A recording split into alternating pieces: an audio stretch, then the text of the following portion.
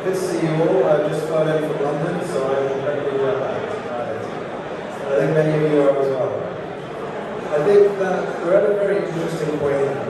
We're at the edge of an intelligence age. I got into AI 13 years ago, and my son was diagnosed with autism. And all the doctors told me there's nothing you can do. And because I was an American hedge fund manager, I was like, I could do something. So I built an AI team, analyzed literature, and then did drug terms, and then went to work.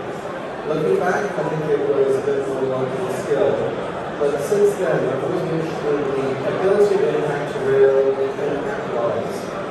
So I went and did COVID AI, didn't get access to any AI technology, and then decided, let's build open source AI for everyone.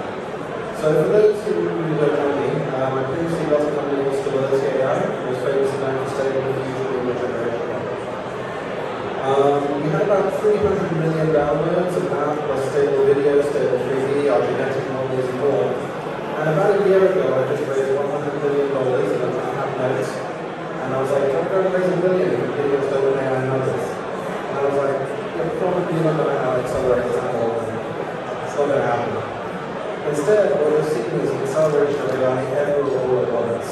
And what does that AI look like, and what can it really matter? So I stepped aside to sort of intelligent internet, and I was like, what AI does matter and how does it work? I think we'll have three major types of AI.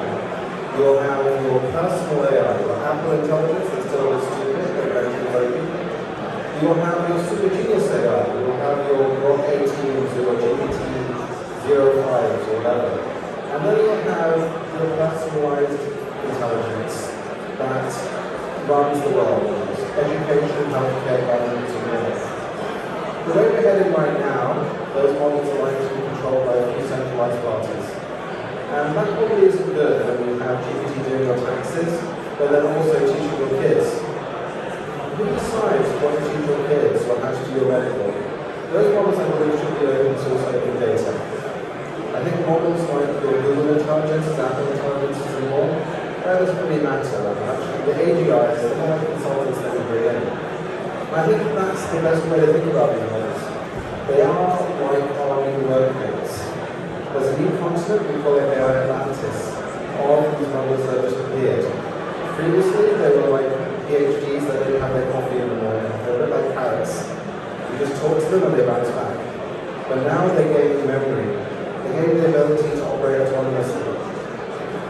And I think this will be the big change that comes now in this intelligence age. The ability to build teams and be more effective than you've ever been before. That doesn't mean you need to control all of your own AI, it just means that you can have some of that control. But the way that those AIs interact will likely be on open rails, just as we see today. And many people here are building that stack of rails. Agent communication protocols, A2A, MCP, and more. I think that the big unlock there will be when we really can engage with them, and I think this will be in the next year, on a one-to-one basis. You don't know if it's Apple or Ryan or whoever on the other side. It's just someone you can Zoom, someone you can WhatsApp, someone you can talk to. I think that's where the big opportunity comes, because you need big supercomputers to train these models, although they're not as big as we can think. Stability around about 10,000 countries. We're scaling up intelligence more as a foundation of the company. But once the models come out, they're actually very, very good. They can just try anything. On Wednesday, we'll be releasing a sneak peek the world's best medical model that runs on the edge. It performs at doctor level and at 7 billion parameters. That's crazy to think about.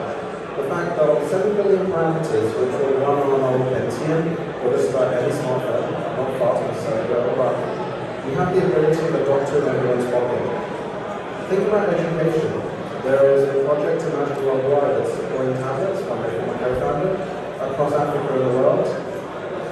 That has got the cost down to about $10 per child per year. What if you give them all a ChatGPT?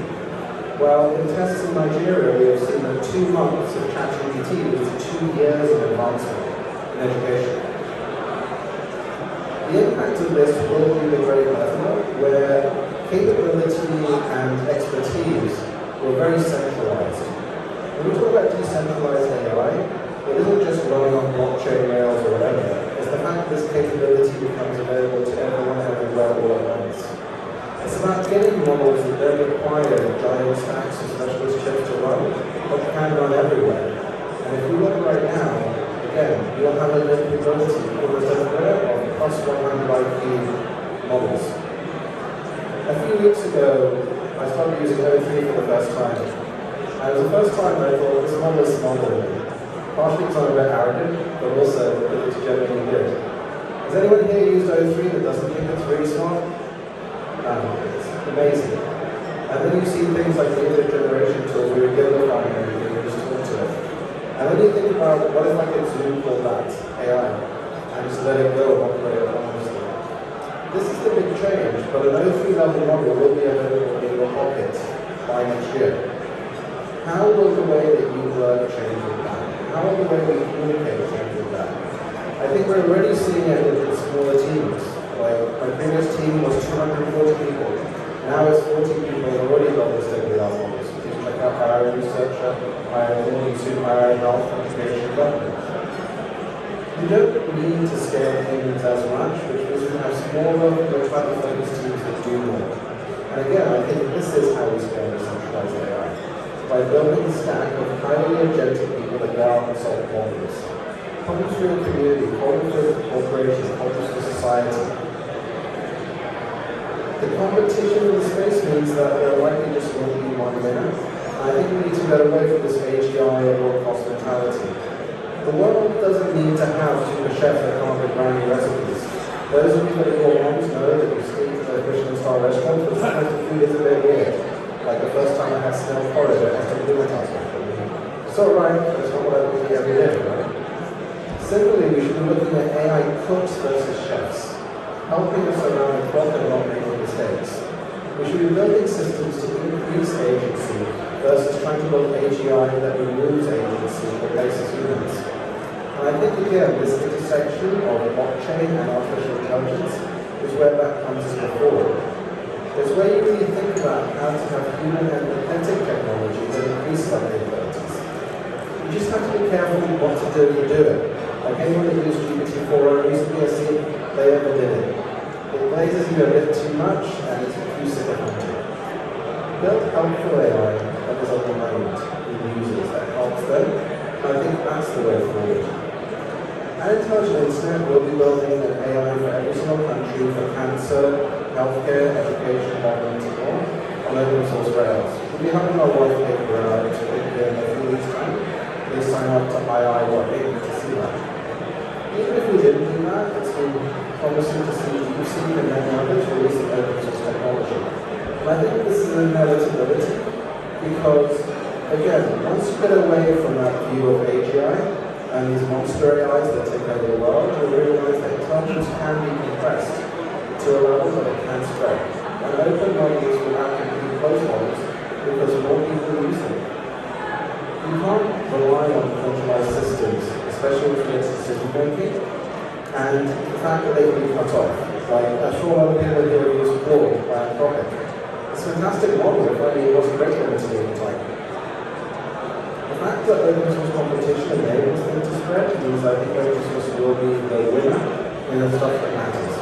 Again, I think we will have that open source and closed source combination for intelligent stuff.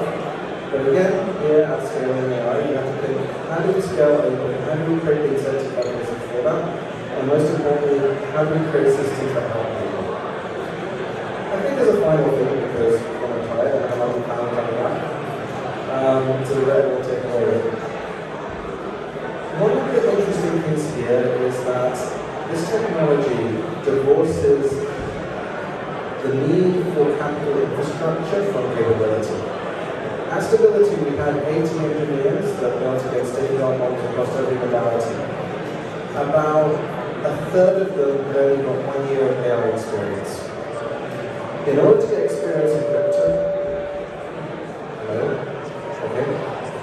All of you here have a crypto experience, and apart from the mental anguish it causes, it's complicated. The wonderful thing about AI is that it's not complicated. You can go and vibe code, and my daughter's been vibe coding for 4 years. Anyone can log it out. In fact, as part of our job application process, even in HR development, you have to vibe code. I think that's one of the best ways to see high agentic people. So I'm going to do a roadmap course for 30 minutes and see what they come up with. That will make me have one to hire someone.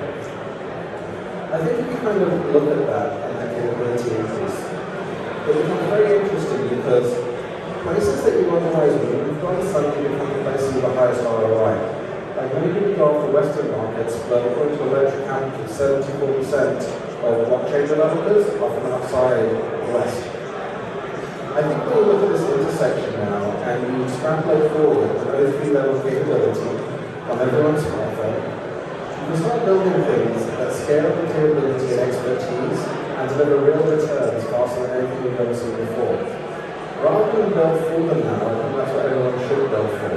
Assume that level of capability, assume it's accessible, and then how would you build to help people that suddenly have access to the best teams in the world to make the next blockbuster movie or video game, to be lawyers or doctors, expand that service.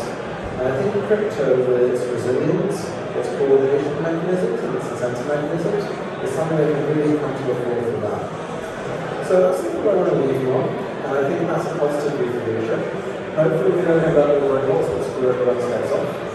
Yeah? And I look forward to building with you. Thank you very much.